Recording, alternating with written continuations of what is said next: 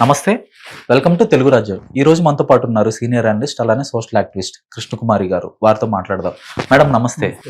Madam, Pawan Kalyan గారు ఈ రోజు జాతీయ మీడియాకి ఇచ్చిన ఒక ఇంటర్వ్యూలో, ఒక పాడ్కాస్ట్ లో ఆయన కాంగ్రెస్ పార్టీ గనక నన్ను హైదరాబాద్ కి రావద్దనంటే రాహుల్ గాంధీ కూడా దక్షిణ భారతదేశానికి సంబంధించిన వాడు కాదని చెప్పాల్సి ఉంటుంది, ఆయన కూడా ఇక్కడ అడుగు పెట్టడానికి వీల్లేదు అని ఒక మాట అన్నారు. ఆంధ్ర నుంచి తెలంగాణ వెళ్ళటం, లేదంటే ఆయన ఢిల్లీ కేంద్రంగా ఉండే రాజకీయ నేత కాబట్టి అక్కడి నుంచి హైదరాబాద్ కి రావటం, ఈ రెండింటిని కంపేర్ చేయొచ్చా? అసలు చేయకూడదు. ఓకే.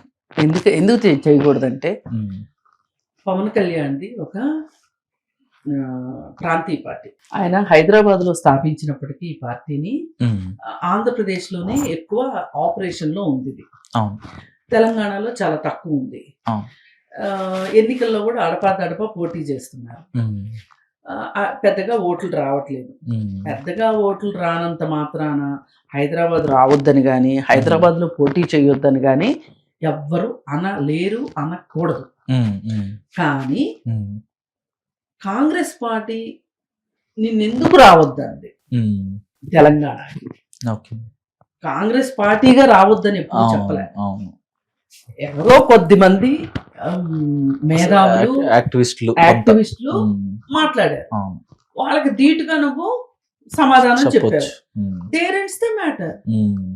ఇప్పుడు ఆ రోజు కూడా ఇక్కడ రాష్ట్ర అవతరణ దినోత్సవం సందర్భంగా వేడుకలు జరుగుతుంటే ఆ రోజు జనాలు రోడ్డు మీదకి వచ్చే అవకాశం ఎక్కువ ఉంటది.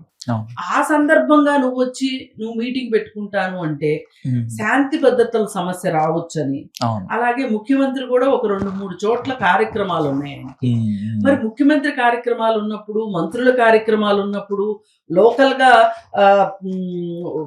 ఒక పండుగ వాతావరణం ఉన్నప్పుడు, జనాలు గుమ్ముగూడే పరిస్థితి ఉన్నప్పుడు, ఆ పరిస్థితుల్లో నువ్వు వస్తే అనవసరమైన గందరగోళాలకి దారి తీయటం ఎందుకని ఆ రోజు నీకు పర్మిషన్ ఇవ్వలేదు. మీటింగ్ ఆ రోజే ఎందుకు పెట్టుకోవాలి? నీకు కూడా కావాలని గిల్లి గజ్జాలు పెట్టుకోవాలని కాకపోతే అసలు ఆ రోజే మీటింగ్ పెట్టుకోవాల్సిన అవసరం ఏంటి? సరే, నువ్వు ఇంకేదో ప్రెస్ మీట్ పెట్టుకుంటాను, ప్రెస్ మీట్ అయినా పెట్టుకోవచ్చా అని అడిగావు ఎటకారంగా. సరే పెట్టుకున్నావు. పెట్టుకుని అక్కడ ఎంత మాట్లాడొచ్చో అంత మాట్లాడేసావు. నీ మనసులో ఉన్నదంతా, నీ కడుపులో ఉన్నదంతా కక్కేసావు. అయిపోయింది. దారి తెన్ను లేకుండా కూడా మాట్లాడావు, నీ ఇష్టారీతిని మాట్లాడావు, అయిపోయింది. పైగా ఎవడబ్బ జాగీర్ అని కూడా మాట్లాడావు. ఆ మొత్తంలో నిన్ను టార్గెట్ చేసిన దాంట్లో ఆ పొలం గురించి కరెక్ట్ మాట మాట్లాడావు తప్పితే మిగతా అన్ని తిక్కగానే మాట్లాడి వెళ్ళావు.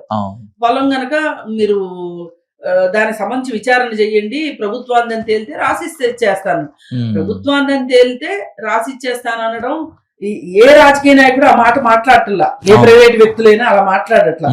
సరే, అలా మాట్లాడాడు కాబట్టి ఆయనకి మనం ఒక రకంగా చాలా గొప్పగా మాట్లాడాడు అనుకోవచ్చు. మరి మిగతా మాటల సంగతి ఏంటి? సరే, ఇలా మాట్లాడావు, వెళ్ళిపోయావు, అయిపోయింది.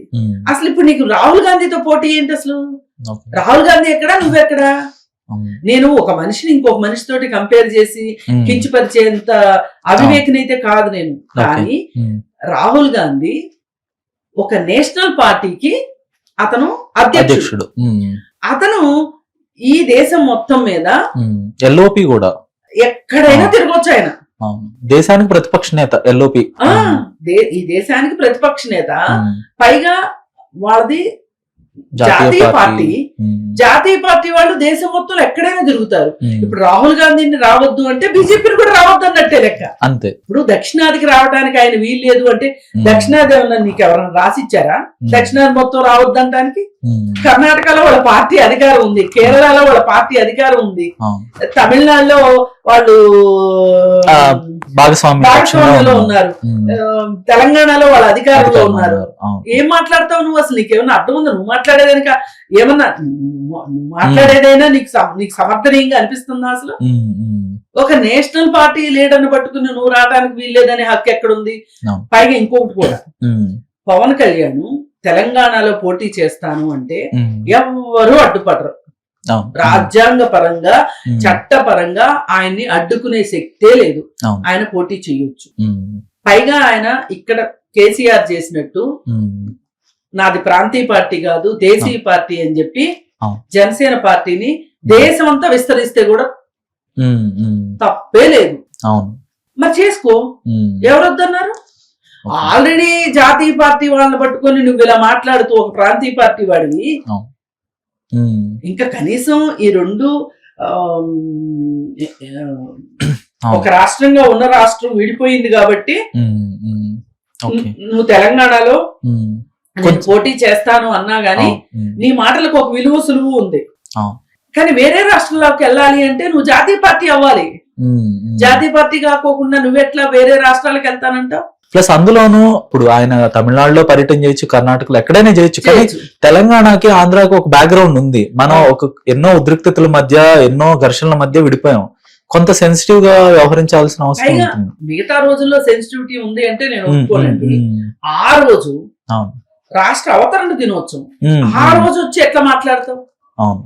ఇప్పుడు ఏ ఇంట్లోనో పెళ్లి జరుగుతుంది అనుకోండి, ఏ ఇంట్లోనో ఒక మనిషి చనిపోయాడు అనుకోండి, ఆ ఇంటికి ఆ ఇంటితోటి వేరే వాళ్ళకి విభేదాలు ఉండొచ్చు. ఆ సందర్భంలో వస్తారా? రారు. ఎందుకు అంటే వాళ్ళు పెళ్లి వేడుకలో ఉన్నారు, చనిపోతే బాధలో ఉన్నారు, అలాంటప్పుడు వెళ్ళకూడదు. ఇప్పుడు ఇక్కడ తెలంగాణలో ఉన్నది ఆ రోజు వేడుక, వాళ్ళు జరుపుకుంటున్నారు. వాళ్ళ ఉత్సాహం కొద్దీ, వాళ్ళ సంతోషం కొద్దీ వాళ్ళు జరుపుకుంటున్నారు. ఆ టైంలో నువ్వు వచ్చావు కాబట్టి నీకు ఆంక్షలు పెట్టారేమో గాని మామూలు ఇప్పుడు ఎందుకు పెడతారు? అందుకని ఒకటి అర్థం చేసుకోవాలి, ఈయనకి బీజేపీ అండ ఉంది కదా అని చెప్పి ఎగురుతానంటే మటుకు కుదరదు. ఈయన మటుకు కొంచెం ఆలోచించి మాట్లాడాలి. ఈ దేశం మొత్తం పర్యటించే హక్కు ఒక నేషనల్ పార్టీ వాళ్ళకే ఉంటది. ఇప్పుడు కాంగ్రెస్ పార్టీకి ఆ హక్కు లేదు అంటే బీజేపీ పార్టీకి కూడా ఆ హక్కు లేదు. ఇది అర్థం చేసుకోవాలి పవన్ కళ్యాణ్. ఓకే.